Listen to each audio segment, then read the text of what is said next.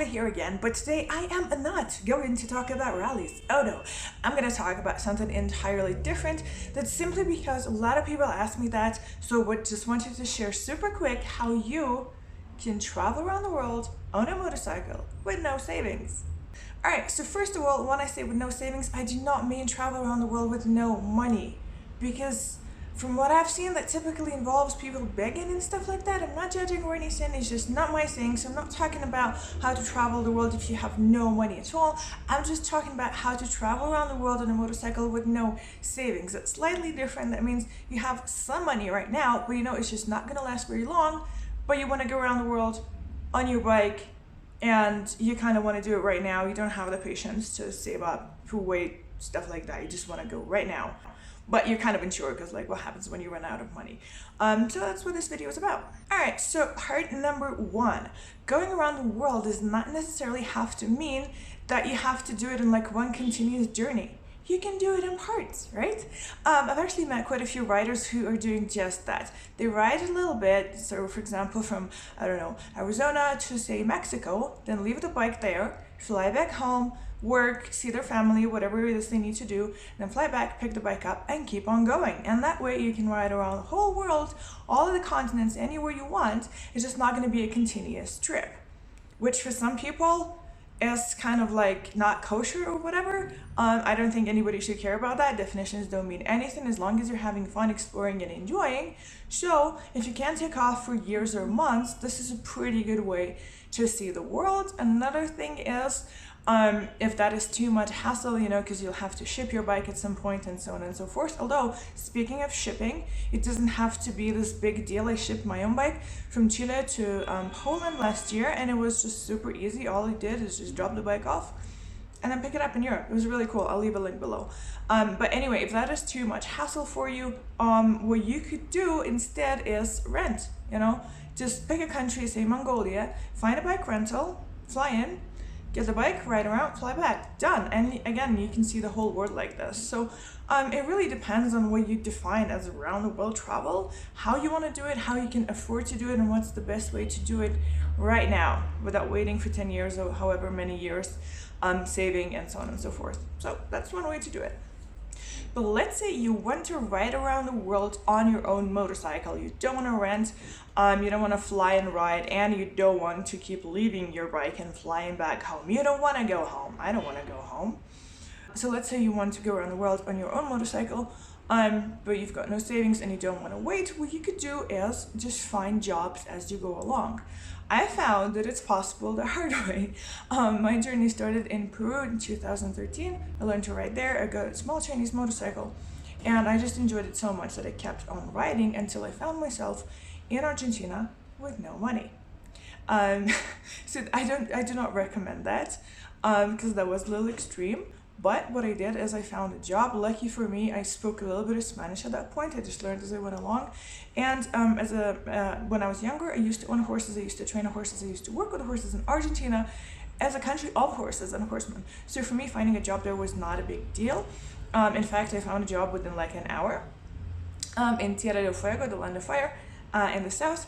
And I stayed with this local family for a few months, training their young horses, which is a pretty cool deal. I saved up some money and then I could carry on riding again. So this is quite easily doable. I'm pretty sure like anywhere in the world.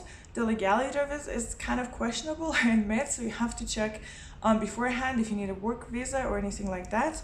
A good place to start is Workaway. Again, I'll leave a link below.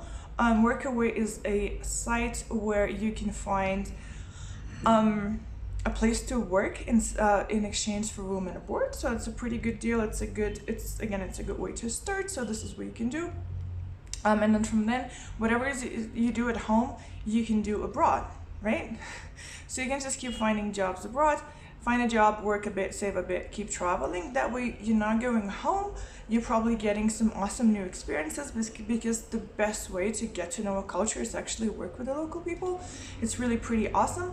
Even if it's a crappy job, even if you're waiting tables or whatever, you're still learning a lot. You're earning a little bit of money. You're living in, I don't know, Rio de Janeiro, whatever it is that you ran out of money.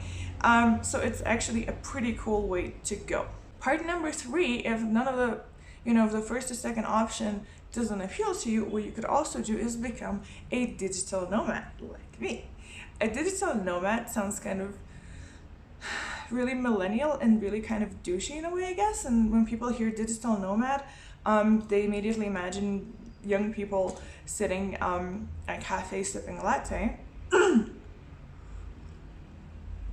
Alright, this is not a latte, this is black coffee. But anyway, my point is, just like tapping away at their laptops and not doing anything important. In fact, we do actually work quite a lot. But the point is that it's totally doable, and it gives you the freedom to travel anywhere in the world, to work on your own schedule, anywhere you like. All you need is a laptop. You're like a self-contained office. It's pretty good stuff. Again, however, just with like anything in life, it doesn't just happen instantly. You will have to put a lot of time, effort, energy into it. You will have to work for it. Again, quite a lot. It's not a holiday. I have like 16-hour days sometimes, because I'm kind of my own boss and I'm a pretty nasty boss.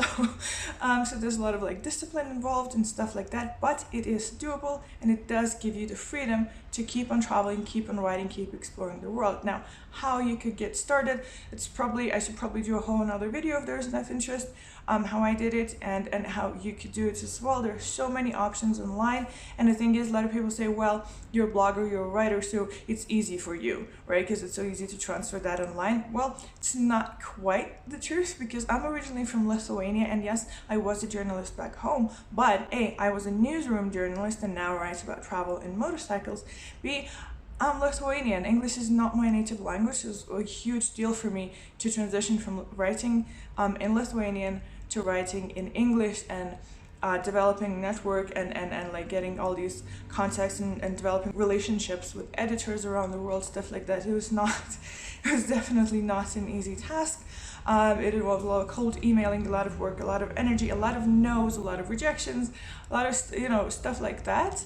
And my first gig actually paid 25 euros. My first freelance writing gig, I got 25 euros, and there are two ways to look at it. Like, one way is, oh my god, 25 euros, like that's not enough for anything. Like, that's impossible. This is impossible. I quit. That's it. Quit. Never try. Go back to your old job. Never leave. Done. Second way of looking at it is, ooh, 25 euros. Okay, so that means it is doable. All I have to do is add another zero to it, and then another one, and keep doing that until, I make enough money to be able to just take off and do whatever I want to do, which is ride around the world and race rallies. So again, it's quite a lot of work. You have to be pretty disciplined. You have to have a thick skin, because you will get no's, you will get a lot of rejection, stuff like that. But other than that, it is perfectly doable, even if you're not a photographer, videographer, graphic designer, website builder, or a blogger. Any profession nowadays, any profession at all, can be transferred online. I've even read about this guy who is a chicken whisperer. You heard that right. He is a chicken whisperer. And he made his fortunes at this point doing a podcast that now developed into a radio show and then an online publication about chickens, about raising chickens, and I guess whispering to them.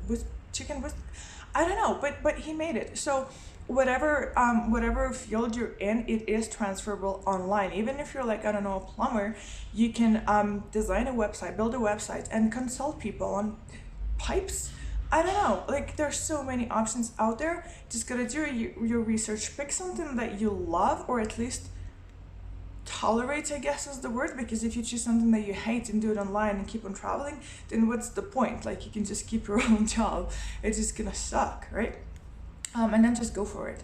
And if you have like no idea what you'd love to be doing online, what could be like your new thing, then that's totally fine. You'll figure it out as you go along. For now though, you can go to either Upwork or Fiverr, again, leave the links below, and just find a job there. There's plenty of jobs from all over the world for all kinds of people, from bloggers and photographers to accountants to business managers to voiceover artists to editors, to like so many different professions. So if you have no idea where to begin, this is a pretty good place to start. You can get a few gigs there and kind of build on that and keep on going, keep doing it until you have the freedom to ride around the world indefinitely, even if you don't have any savings at all. So, any questions, any comments? I'm about to pack up and get on a plane and go to Europe. So I guess I will see you somewhere in Poland or Spain or Ukraine or Romania.